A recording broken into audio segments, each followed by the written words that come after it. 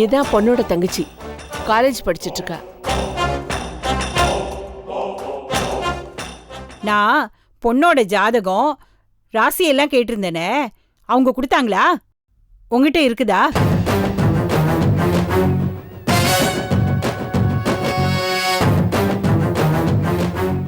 என்ன நான் உங்ககிட்ட கேட்டுட்டு இருக்கேன், நீ அவன் மூஞ்சியை பாக்குற?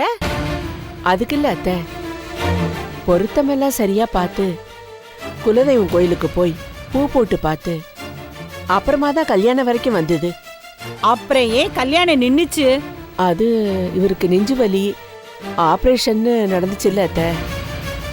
அதுதான் இல்ல, எது நடந்தாலும் அதுக்கு ஒரு காரணம் இருக்கு, ஒரு விதி இருக்கு.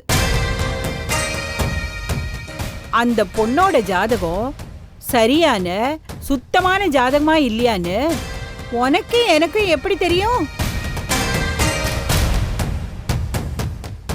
இல்ல அவங்க பார்த்த ஜோசிக்கார சரியான ஜோசிக்காரனான்னு உனக்கு எனக்கு எப்படி தெரியும்? என்னம்மா, எதுக்குமா இப்ப தேவையில்லாத பிரச்சனை கிளப்புற?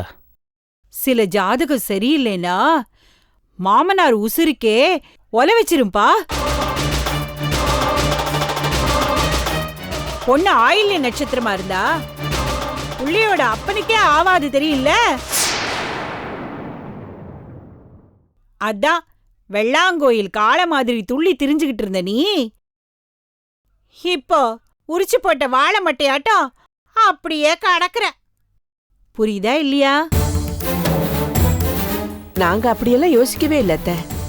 யோசிக்கணுமா? இப்படி வளர்ந்து கிடக்குற, அதெல்லாம் யோசிக்கலன்னு சொல்ற, உனக்கு வெக்கமா இல்ல? இதுக்குதான் வீட்டுக்கு ஒரு பெரிய மனுஷங்க வேணும். இது என்ன விளையாட்டு பிள்ளைங்க சமாசாரமா? ஆயிரங்காலத்து பயிரு. நீ பாட்டுக்கு சின்ன புள்ளத்தனமா சம்பந்தம் பேசி முடிச்சிட்டு வந்திருக்கிற. அம்மா இந்தாங்க நீங்க கேட்ட திருஷ்டி போட்டோம். அடேடே, வா ரேவதி, வா வா வா. இவ்ளோ பெரிய வீடு கட்டி வச்சிருக்கான், வாசல்ல ஒரு திருஷ்டி பரிகாரம் ஒண்ணும் கிடையாது. அதனாலதான் ஊர் கண்ணு படுது, உடம்புக்கு சரியில்லாம போகுது. பார்வதி அத்தை, இது அப்புறமா சாமி கிட்ட வச்சுட்டு வாசல்ல மாட்டு. சரிங்க அத்தை. ஆமா, நிச்சயதார்த்த போட்டாவா பாக்குறீங்க? ஆமா ஆமா, இதுல பாதி போட்டாதான் இருக்குது. ஏன் ரேவதி, நீ விசேஷத்துக்கு வந்தல்ல, ஒரு போட்டோலையும் காணோம். எங்கம்மா, அன்னைக்கு நிச்சயதார்த்த ஃபங்க்ஷன்ல பொண்ணு புடவை தீ பிடிச்சிடுச்சு. அந்த கலவரத்துல எங்கம்மா போட்டோ பிடிக்கிறது?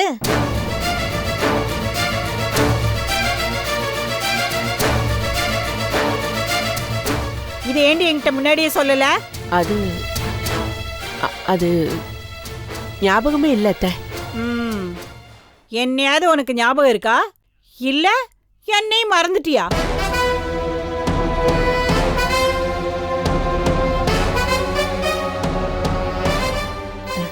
அம்மா நீங்க சொல்லிருப்பீங்கன்னு நினைச்சேன். வீட்ல அடுப்புல பால் வச்சிருந்தேன், நான் மறந்துட்டேன். போயிட்டு வந்துடுறேன். இன்னி இந்த மாதிரி என்னெல்லாம் மறைச்சு வச்சிருக்கிற? அதெல்லாம் ஒண்ணும் இல்ல அத்தை. என்ன ஒண்ணு இல்ல? முதல்ல பொண்ணோட ஜாதகம் சுத்தமான ஜாதகமா இல்லையான்னு தெரியல, அப்புறம் பொண்ணுக்கு புடவையில தீ பிடிச்சிருக்கு. என் பிள்ளைக்கு விபத்து, ஆபரேஷனு, அவனை யாரோ கொல்ல வந்திருக்காங்க. கடவுள் உனக்கு ஒவ்வொரு தடவையும் எச்சரிக்கை மணி அடிச்சு அடிச்சு சொல்லி இருக்கிறான். அப்போ உனக்கு அறிவு வரலையா? அதெல்லாம் யதார்த்தமா நடந்ததுமா, அதுல எல்லாம் எங்களுக்கு நம்பிக்கை இல்லை. ஒரு நாள் கோடங்கி கூட வாசலுக்கு வந்து குடும்பத்துக்கு ஏதோ ஆபத்து வரப்போகுதுன்னு குறி சொல்லிட்டு போனான். அவனும் சொல்லிட்டானா?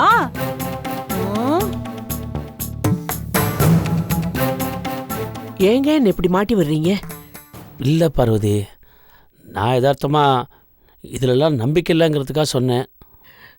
நீங்க ஒரு ஆள் போதுங்க என்ன வம்புல மாட்டி வர்றதுக்கு. ஏன் புள்ள மேல ஏண்டி பாயற? அவனே பாவம் சாஞ்சு போய் கிடக்குறான். எது பேசுறதா இருந்தாலும் என்கிட்ட பேசு.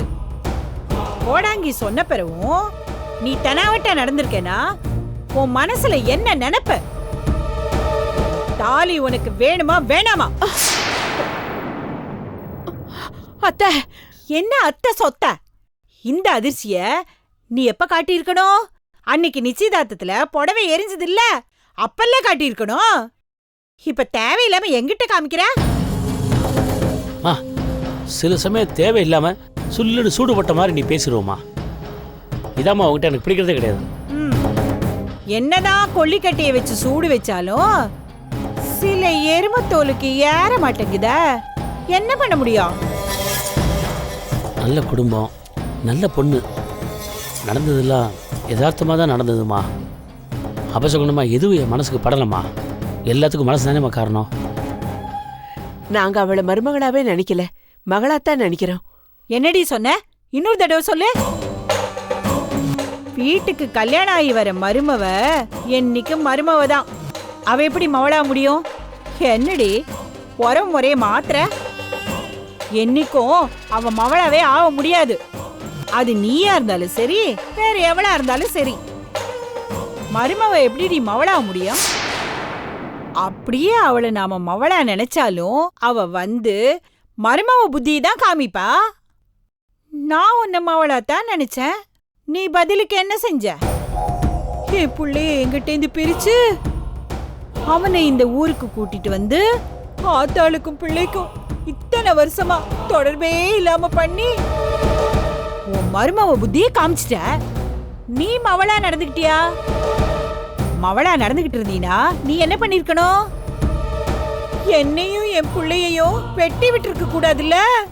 நான் எங்கத்த உங்க பிள்ளைகிட்ட இருந்து வெட்டி விட்டேன்? உங்களுக்கு மெட்ராஸ் பிடிக்கல, ஊரை விட்டு வரமாட்டேன்னு அடம் பண்ணி அந்த கிராமத்திலே இருந்துட்டீங்க. இங்கே நாங்கள் வந்ததுனால தான் வீடு வந்துச்சு, வசதி வந்துச்சு.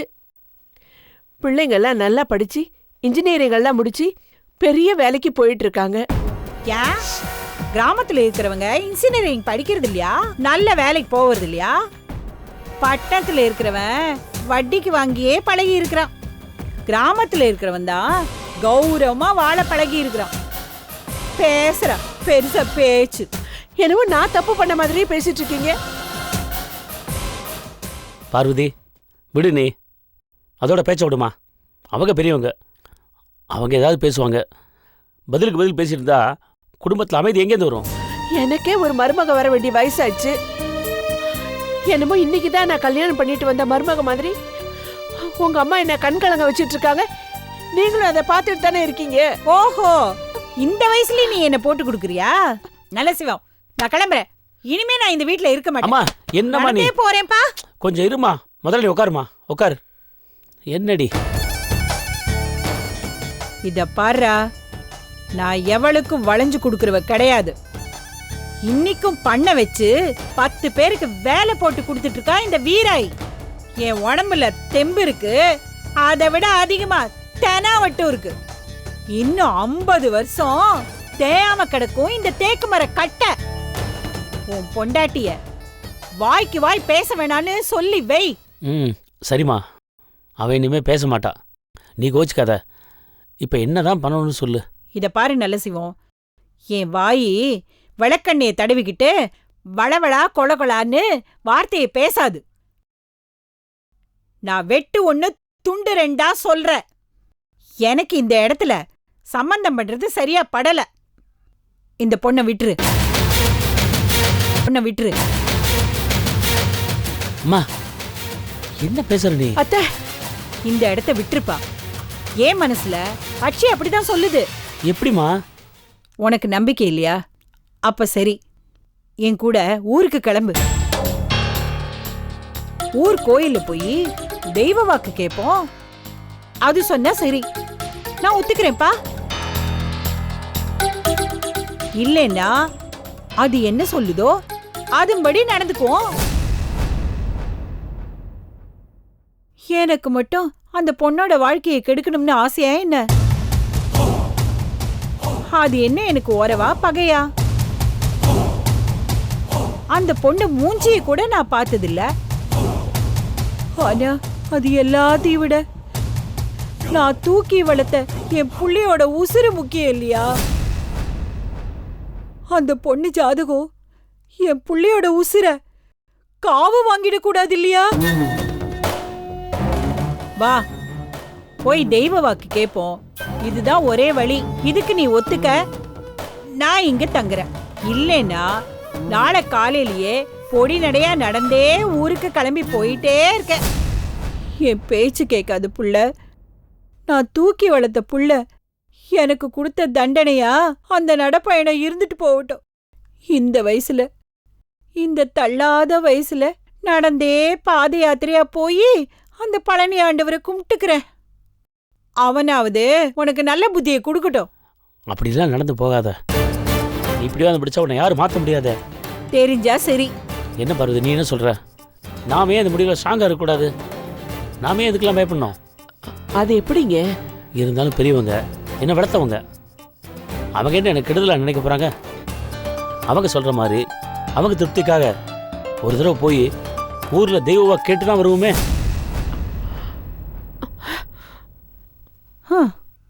உன் பொண்டாட்டி திருந்த மாட்டாடா, திருந்தவே மாட்டா. உன்னை கட்டையில வச்சு வேக வச்சுட்டு தான் மறுவேளை பாப்பா போல இருக்கு. அம்மா என்னம்மா நீ? அதான் ஊருக்கு போய் தெய்வவா கேட்டு வரலான்னு சொல்லிட்டேன்ல, உனக்காக ஒத்துக்கிட்டேம்மா. வரேம்மா நான். நீ பிரச்சனை இதோட விட்டுரு. சரி சரி, இந்த கன்றாவியை தூக்கி பரன் மேல போடு. சரிம்மா. அம்மா நான் மாத்திரை போட்டு வந்துடுறேன், நீ கொஞ்சம் இரு.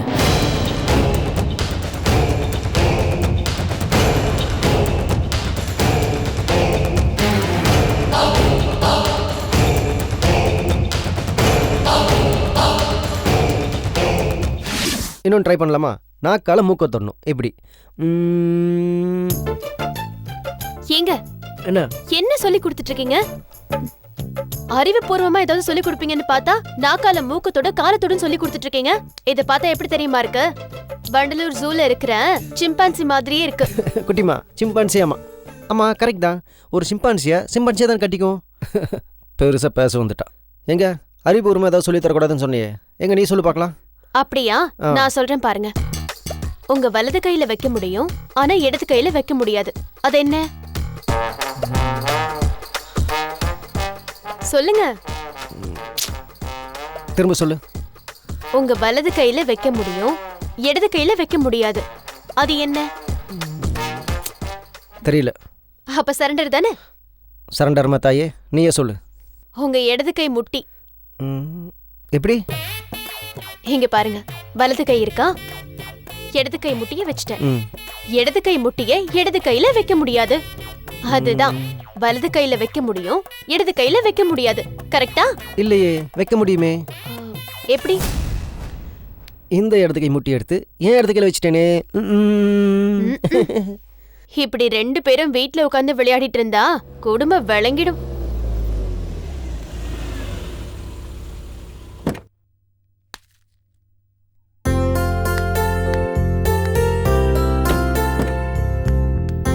வெயிட் பண்ணுங்க, நான் வந்துடுறேன். வா. வா ஜெயந்தி. வாங்க வாங்க வாங்க சண்முகம். எப்படி இருக்கீங்க? உள்ள வாங்க. வாங்க வாங்க உள்ள வாங்க. உள்ள வாங்க. வாங்க உட்காருங்க. உட்காரு ஜெயந்தி, உட்காருங்க. என்ன மாமா சார், டியூட்டி அலைஞ்சிட்டு இருப்பீங்க. இன்னைக்கு ரிலாக்ஸ்டா வீட்டுக்குள்ள வந்திருக்கீங்க. லீவ் போட்டீங்களா? இன்னைக்கு மட்டும் இல்ல, இன்னொரு 10 மாசத்துக்கு லீவ் போடலான்னு இருக்கேன். அது என்ன மாமா 10 மாச கணக்கு? ஜெயந்தி உண்டா இருக்கா? அவ குண்டா இருக்கிறதா எனக்கு எப்பவோ தெரியுமே. லீலா, உனக்கு என்ன காது அவுட்டா? நான் குண்டா இருக்கான்னு சொல்லல, என் பொண்டாட்டி உண்டா இருக்கான்னு சொன்னேன்.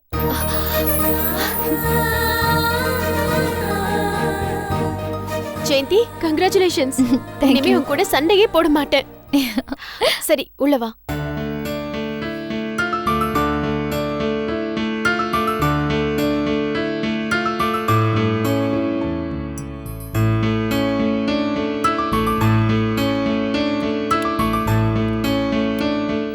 இந்தா.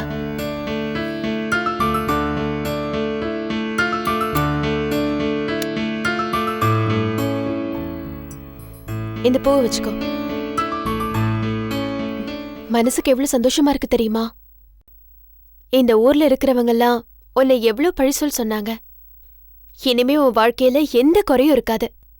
உன் மேல இருக்கிற அவ பேர்லாம் போய் அழகான குழந்தைய நீ பெத்தெடுப்ப. தேங்க்யூ. வா.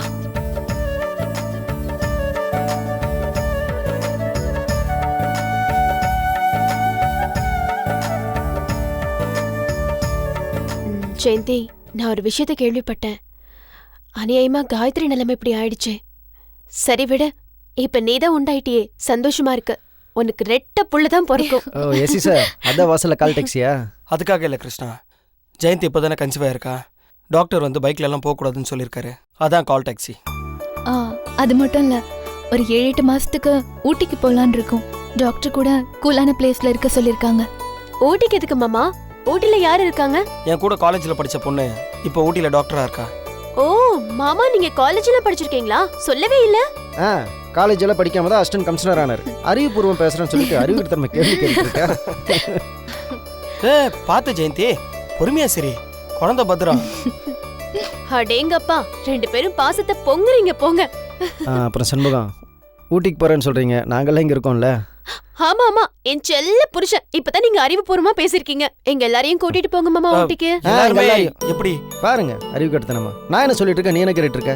நான் எல்லாம் சொல்ல வந்தேன்னா, நாங்கெல்லாம் எங்க இருக்கோம், பிரசவத்தை எதுக்கு ஊட்டியில் வச்சுக்கணும், நாங்கெல்லாம் எங்க இருக்கோம், பக்கத்துல இருந்து பாத்துக்குவோம்ல, அதான் சொல்ல வந்தா இவோ. அதுக்காக இல்லை கிருஷ்ணா, அவளுக்கும் ஒரு இடம் மாறிச்சுன்னா கொஞ்சம் சேஞ்ச் ஓவரா இருக்கும்ல, அதுக்காக தான். ரொம்ப நாளுக்கு அப்புறம் குழந்தை பத்துக்கு போறீங்க, உங்க இஷ்டப்படியே செய்யுங்க. மாமா, அப்புறம் சுப்பிரமணி மாமாவோட விஷயம். அண்ணன் கேஸ் சம்பந்தமான வேலைகள்லாம் நடந்துட்டு தான் இருக்கு. நீ எதுக்கும் கவலைப்படாத. சரி. ஜெயந்தி, இங்க தெருமுனையில ஒரு அம்மன் கோவில் இருக்கு. இன்னைக்கு நாள் ரொம்ப நல்லா இருக்கு. நம்ம போய் நெய்விளக்கு ஏத்திட்டு வந்துடலாம். சரி, கால் டாக்ஸில போங்கம்மா. மாமா, இங்க இருக்கிற கோயிலுக்கு கால் டாக்ஸியா? இதெல்லாம் ரொம்ப ஓவர் மாமா. அப்புறம் நீங்க சும்மா தானே இருக்கீங்க. அரிசி போட்டு ஒல வச்சிருங்க. அப்புறம் கத்திரிக்காய் இருக்கு, அதை கொஞ்சம் நறுக்கி வச்சிருங்க. வாழைக்காவை சீவி வச்சிருங்க. இதெல்லாம் செஞ்சுக்கிட்டே இருங்க, நாங்க கோயிலுக்கு போயிட்டு வந்துடுறோம். சரியா? வரேன் மாமா. வரேங்க. விட்டா அவன் நைட் எடுத்துக்க மாட்டேங்க சொல்லுவா. பரவாயில்ல, நல்ல வேலை தான் கிருஷ்ணா. என்ன பண்றது, நான் வேணா வாங்க, சுட்டு எப்படி கொடுக்கவா? வரேன்னு பாருங்க. சப்பாத்தியை. வாங்க. எது சார், நீங்களும் வீட்ல எல்லாம் சமைக்கிறது உண்டா? வேற வழி இல்லையே.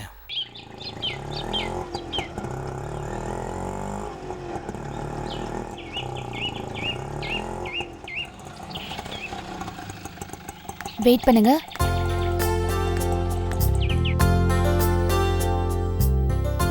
மாமா. ஆமா, உக்காரு. எப்படி இருக்கீங்க அத்தை? எப்படி இருக்கீங்க மாமா? நல்லா இருக்கேன். நான் உன் மேல கோவமா இருக்கேம்மா. ஏன்? நான் ஆஸ்பத்திரியிலேருந்து வந்து 36 மணி நேரம் ஆச்சு. இதான் வர்ற நேரமா உனக்கு? நான் ஏங்க வரலங்கிற ரீசனை ஆல்ரெடி செல்வா கிட்ட சொல்லிட்டேனே. அவர் உங்ககிட்ட சொல்லலையா? இல்லையே. அப்ப நானும் கோவமா தான் இருக்கேன். நீ கோவப்பட்டா இவ்ளோ படங்கள் வாங்கிட்டு வருவேன்னு செல்வா என்கிட்ட சொல்லல. மாமா பேர்ல நான் அர்ச்சனை பண்ணி விபூதி குங்குமம் எல்லாம் எடுத்துட்டு வந்திருக்கேன்.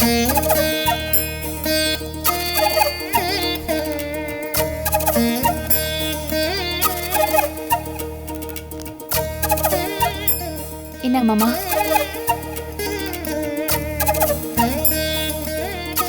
என்னங்க அத்தை?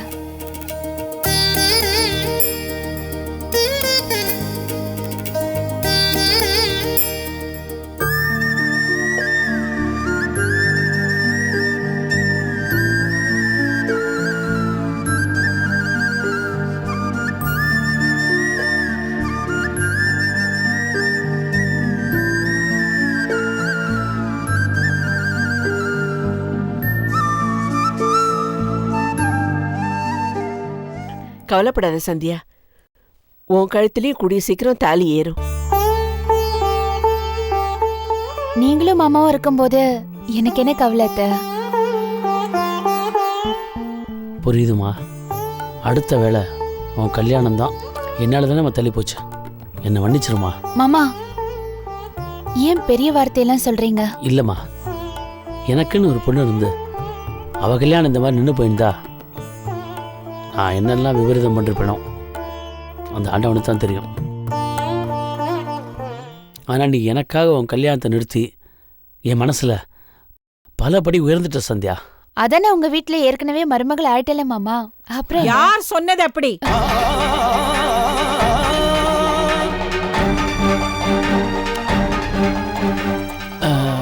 சந்தியா, இதான் என் பெரியம்மா. நான் பிறக்கும்போது பிரசவத்திலேயே என் அம்மா இறந்துட்டாங்க. இவங்க தான் என்னை தூக்கி வளர்த்தாங்க. அவங்க பேர் வீராயி. அத்தை, இவதான் சந்தியா. வணக்கங்க. என்ன ஆசீர்வாதம் பண்ணுங்க.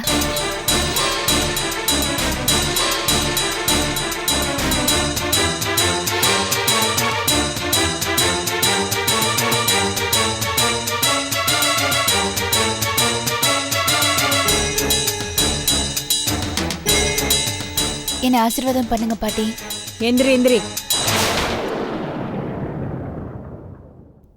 ஆமா, உங்க அப்பா ஆத்தா கிட்ட மறுபடியும் ஜாதகம் பார்க்கணும், பொருத்தம் பார்க்கணும்னு சொல்லியிருந்தோமே, உங்ககிட்ட ஜாதகம் கொடுத்தனுச்சாங்களா?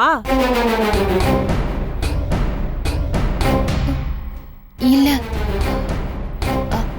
அப்படி எதுவும் அவங்க என்கிட்ட சொல்லல. ஏன் சொல்லல?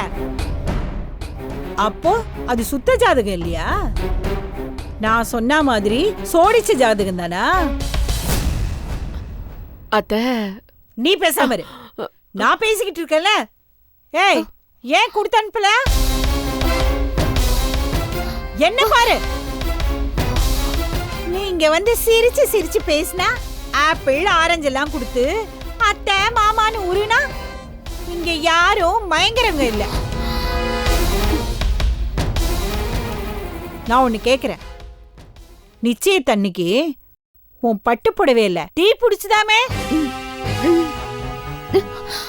அத்தை, ஷோ, நடந்ததெல்லாம் அக்கம் பக்கத்துல கேட்டு நானே தெரிஞ்சுக்கிட்டேன். பட்டு புடவை எரிஞ்சா அத பத்தி கவலையே படாம சில பேர் இந்த வீட்ல இருக்கலாம். ஆனா பட்டு புடவை கொஞ்சம் கிழிஞ்சாலே அபசகுணம் நினைக்கிற பரம்பரை நாங்க. ஆனா அது கிழியல, எரிஞ்சே போயிருக்குது.